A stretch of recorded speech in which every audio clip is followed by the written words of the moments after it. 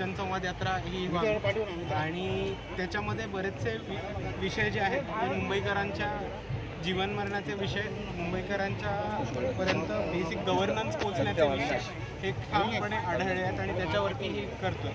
आज जर आपण बघितलं तर मुंबईमध्ये प्रदूषणाचा खूप मोठा प्रॉब्लेम हा आपल्याला दिसतोय. त्याच पद्धतीत अडाणी पॉवरच्या संदर्भातमध्ये जी वाढीव बिलं येत आहेत आणि जी महागाई झाली आहे त्याच्याबद्दल प्रॉब्लेम्स येत आहेत. आणि असं आपण एकूण बघितलं तर चेंबूरवासियांचं आणि ह्या मुंबईच्या साऊथ सेंट्रल कॉन्स्टिट्युएन्सीमध्ये आणि बऱ्याचशा मुंबईमध्ये इकडच्या नागरिकांच्या बऱ्याच समस्या आहेत. तर आज ही जनसंवाद यात्रा त्यांच्या समस्या समजून घेण्यासाठी, त्यांच्याशी संवाद करण्यासाठी आणि वंचित बहुजन आघाडी एक पक्ष म्हणून या समस्या सोडवण्यासाठी काय मदत करू शकेल हे समजून घेण्यासाठी आज ही जनसंवाद यात्रा आपण आयोजित केली. लोकसभा निवडणुकीच्या पार्श्वभूमीवर हा जनसंवाद यात्रा सुरू आहे. सध्या एकंदरीत आपण चित्र राजकारणाचं पाहिलं तर वंचित बहुजन आघाडी पक्ष जे आहे ते स्वतः स्वबळावर लढणार की महायुती?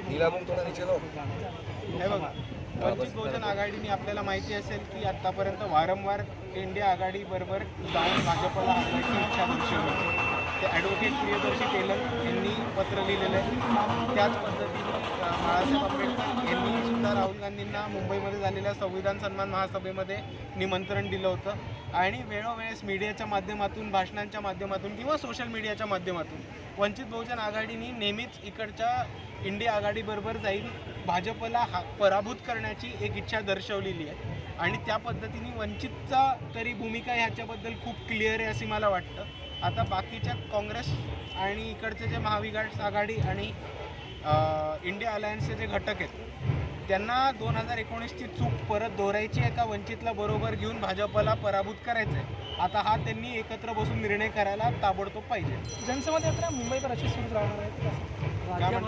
राज्यभर आत्ता तरी ही जनसंवाद यात्रा मुंबईपुरती मर्यादित आहे, पण राज्यभर वेगवेगळे आपण उपक्रम हे राबवत असतो. आपण बघितलं असेल तर महाराष्ट्राभर बाळासाहेब आंबेडकर यांच्या संदर्भातील सभा 1.5-2 लाखांच्या सभा प्रत्येक जिल्ह्यांमध्ये आणि प्रत्येक क्षेत्रामध्ये चालू आहे. त्याच पद्धतीने वंचित बहुजन आघाडीचे जे कार्यकर्ते आहेत, वंचित बहुजन आघाडी असेल, वंचित बहुजन महिला आघाडी किंवा युवा आघाडी असेल किंवा सम्यक विद्यार्थी आंदोलन असेल, हे स्वतःच्या पातळीवरती लोकल लेवलवरती कामं करतच राहत आहेत, लोकांच्या मदतीसाठी जाऊनच राहतात. आणि पक्ष बांधणी येणाऱ्या निवडणुकीसाठी प्रत्येक तालुक्यामध्ये, प्रत्येक जिल्ह्यामध्ये ही लोकल युनिट पूर्ण ताकदीने करताना आपल्याला दिसून येत आहे. जरांगे पाटील यांच्या आंदोलनाला यश आलं कसं पाहतो? ह्याच्यावरती भाष्य माझ्याहून खूप चांगलं बाळासाहेबच करतील. आपण बाळासाहेबांची प्रतिक्रिया घ्यावी.